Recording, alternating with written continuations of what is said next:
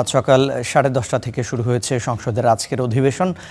জাতীয় মানবাধিকার কমিশন বিল সহ পাশ হয়েছে 9টি বিল। আরও জানবো জাতীয় সংসদ ভবন থেকে আমাদের সঙ্গে যুক্ত হচ্ছেন সহকর্মী মাজহারুল ইসলাম। মাঝার, সকাল থেকে এ পর্যন্ত 9টি বিল পাশ হয়েছে, আর কি কি বিষয়ে আজকে আলোচনায় আসতে পারে, আপনার কাছে কি তথ্য আছে জানাবেন।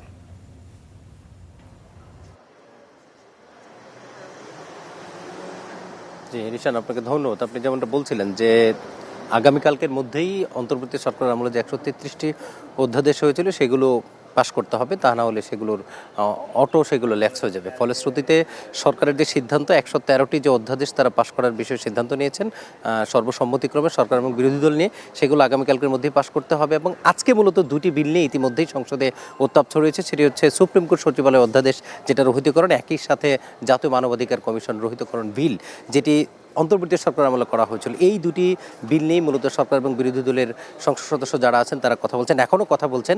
ইতিমধ্যেই জাতীয় মানবাধিকার কমিশন 2025-এর অধ্যাদেশের যে রহিতকরণ বিল সেটি সর্বসম্মতিক্রমে পাশ হয়েছে, যদিও বিরোধীরা সেখানে তাদের আপত্তি দিয়েছিল। বিরোধীদের যে অভিযোগ সেটি হচ্ছে যে এই মানবাধিকার কমিশন যেটি 2009 সালে যে আইন হয়েছিল সেই আইনের মাধ্যমে মূলত বিরোধীদেরকে দমন করা হয়েছে।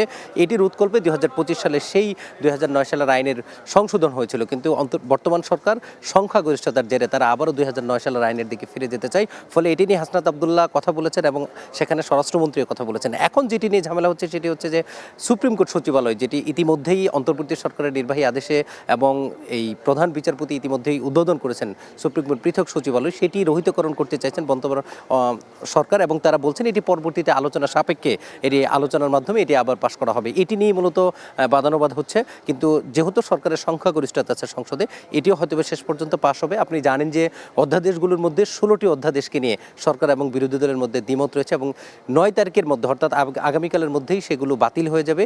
এই বাতিল হওয়া বিলগুলো পরবর্তীতে সরকার চাইলে অধিকতর আলোচনার জন্য নিয়ে আসতে পারেন, আর যদি সরকার না চায় সেগুলো আর কখনোই পাশ হবে না। ফলে এগুলো নিয়ে বিরোধীরা বিরোধিতা করছেন।